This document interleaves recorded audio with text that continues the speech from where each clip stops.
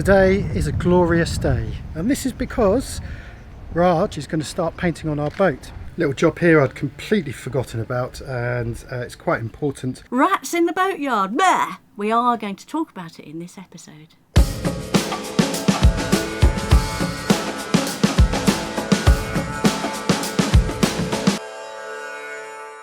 Up until last week, the weather was very sort of transitional, and then literally starting this week, a new northeasterly monsoon has set in.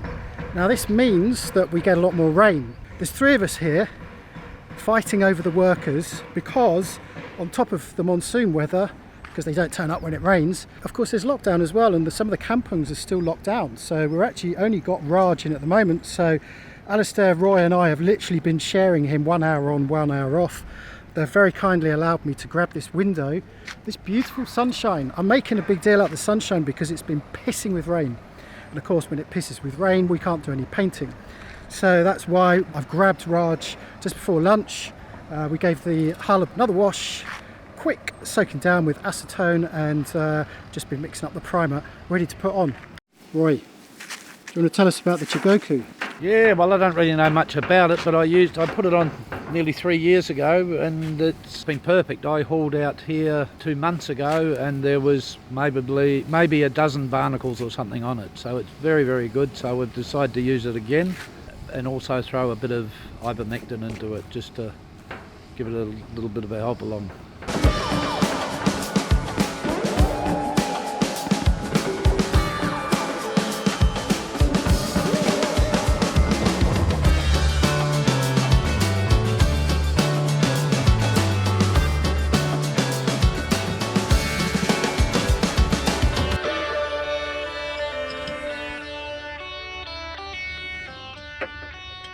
That was the tool that Jackson made for us for the dripless steel. That is right. That held us up a little bit because we had to wait for him to work on a few other things. It's a very simple tool, but the idea is that it's just a collar that you bolt down onto the dripless seal collar and sort of ease it down. So you have to kind of turn both bolts evenly, but it was very useful. So thank you, Jackson, once again. A few more things to discuss, but just before we do that, if you see adverts, there's one coming up right now.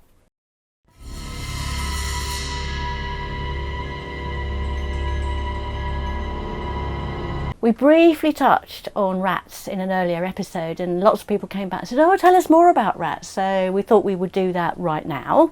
We did say in the video we haven't done anything more on rats, but it generated so much interest. It did, and they generated a lot of problems for everybody in the yard, so it is worth talking about. They are a curse in the marine world, not just for little boats like ours, but some of the biggest ships you see on the sea. So the main reasons that they're a curse are, firstly, the damage they do. Rats chew through anything, not just food. Notoriously on boats, they'll chew through cables as well. We have heard of people who have had rats on board who have worked their way through their entire electrical system. They also carry diseases, don't they? Yes, Weil's disease, which is, I've got the proper name here, it's called leptospirosis. There we go, almost got it, yeah. Leptospirosis. It's a potentially fatal disease, so you really don't want rats on your boat if they're carrying it. It's in their pee, amongst other things, so if you, by the way, buy a bottle of beer and you don't wipe the top, in some places you can potentially get this disease, and we do know this is true because we know someone who died of it, sadly. So yeah, so damage and disease are the two main reasons why you do not want rats on your boat. You need to get them off quickly. The number one prevention is a cat. That's why so many ships have ship's cats, because they are great at controlling all kinds of pests, including rats. And of course we had one for years, as many of you know, and she was brilliant. We never saw a rat or any kind of beastie really live for very long on our boat. They didn't even come on. But if you haven't got a cat, there are lots of things that you can do to try and prevent them coming on board. Firstly, don't leave food out. Don't leave it on deck. Don't leave your rubbish bins on deck. Don't leave any food or anything smelly near your boat. Get it off. This is obviously when you're on the hard or if you're in a marina. You just need to be nice and clean all of the time. She says this, but I'm looking over there and there's washing up from last I night. know. Whose turn is it? And there's some new bread. But the other thing I was going to say is that if you do see a rat, you tell the marina or the place where you're moored that you've seen them. And just like we did here, there were rats around, we told them, and they immediately got pest control in, and there are no rats around here at the moment. Doesn't mean so they won't come back. No, that reminds me of the pest control in India, where we had many rats, and the local rat catcher would come down with his cage, and he'd pick up the rats, and we thought that's great. It wasn't until half an hour later I saw that he'd walk back down the pontoon, and by the shore side would open up the cage and let the rats swim off. Let them go in the sea. They just came back day after day. Well, it's a good way of staying employed, I suppose. he can guarantee he's always got rats to catch. Yeah, but if the marina won't help you, then you really need to keep the rubbish away, keep the food closed, and when you're off the boat, close everything. Pain in the arse, I know, because it means there's no air getting in, but there's also no rats getting in, so keep everything absolutely closed.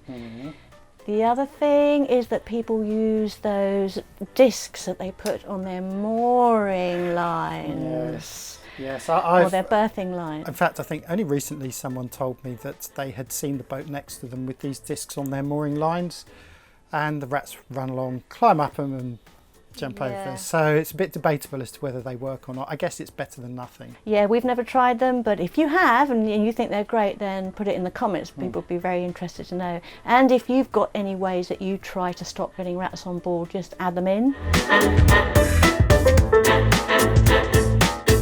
First of all, obviously you need to decide that it is a rat.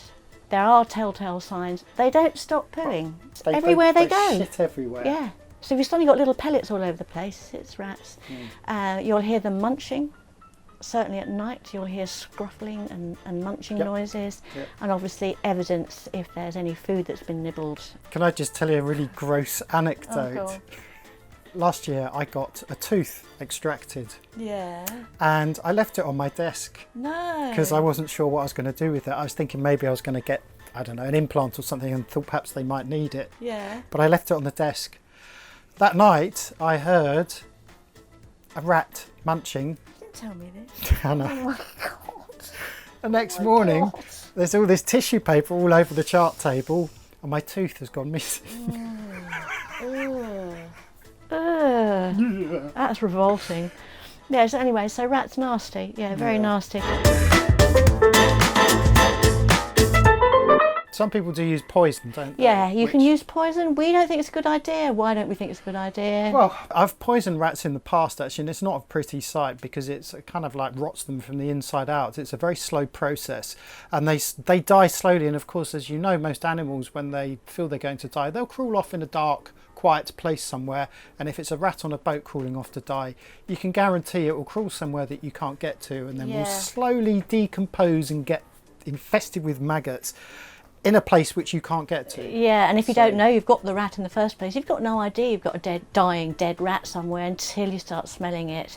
So yeah, we don't think poison's a particularly good idea.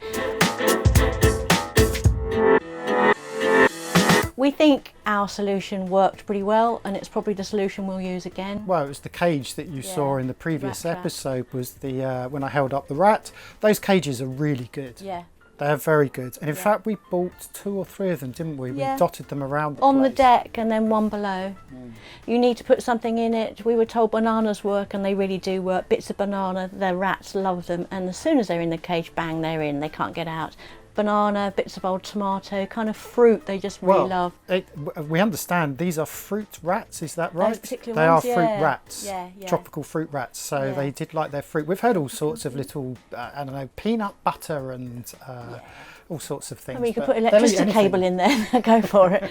Yeah, they do go for anything. So go, you know, may not get it the first night, but you'll definitely get it the second night. We caught 2, I don't know, how many did we catch? Quite a few. It was at least 3, maybe 4. And the other boats were catching them as well. Well, including Glyn, who caught a pregnant rat Yes. who gave birth Yes. to 5 little rats In the trap. in the trap. She couldn't bring herself to kill it, so she got me to jump in the car with her, and we drove about 5 kilometres and let them free.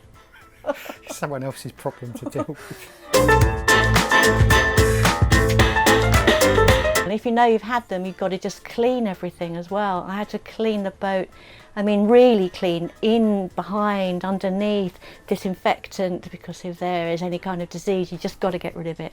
So there you go, that's rats. We've had them badly, we don't recommend them, but they do come on boats, and they can come on boats anywhere in the world, along with loads of other pests. So you do have to learn to live with them and just deal with them as and when they arise.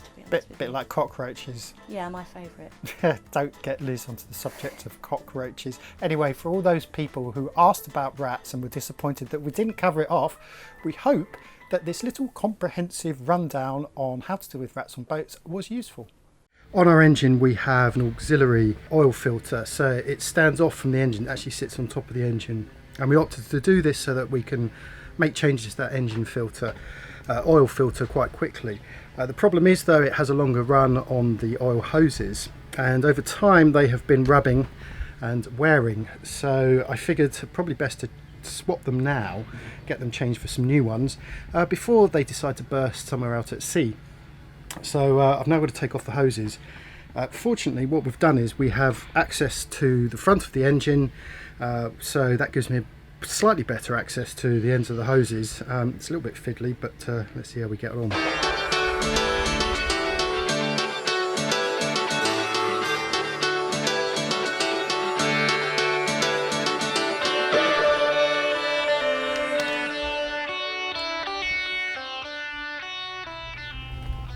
Now that we've taken the hoses off, you can get a good view of the wear.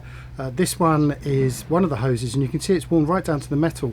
The other hose, which I've given to one of the guys in the workshop here to go and replace, had even more wear and tear, and it had worn right down to that metal sheath. One wonders if it would continue to wear away, if that's about as far as it was going to wear. But the interesting thing is that I was always aware of this issue right from the start, and the way this has happened is because we have a oil filter that stands off from the engine, so it has a longer hose run.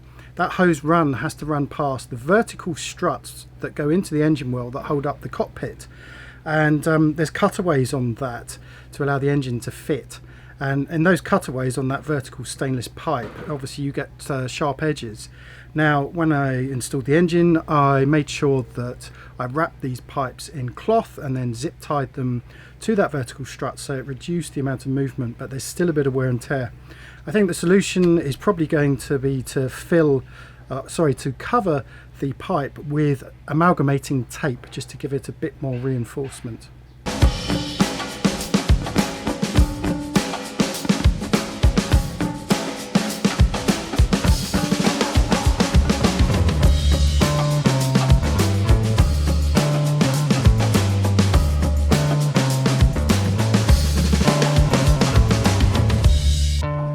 So at the end of the day, Raj has done a great job. He's managed to get a whole coat on.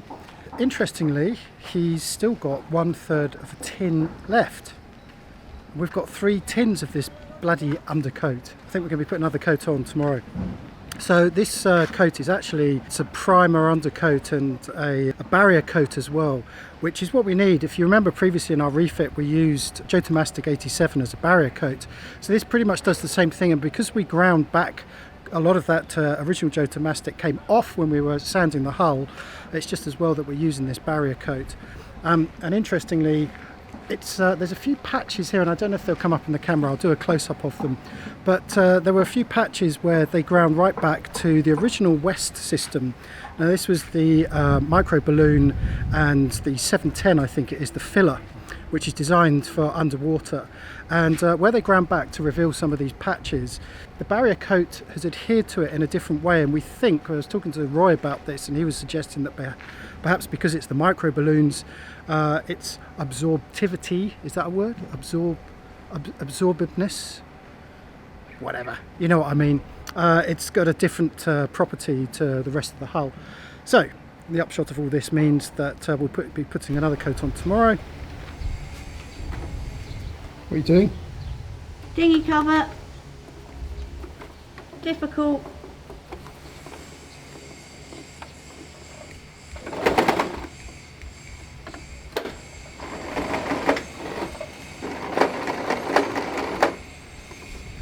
Now we've got a few issues here. I think I alluded to them earlier about the fact that we've only got one worker, and that's Raj, and he's the paint guy.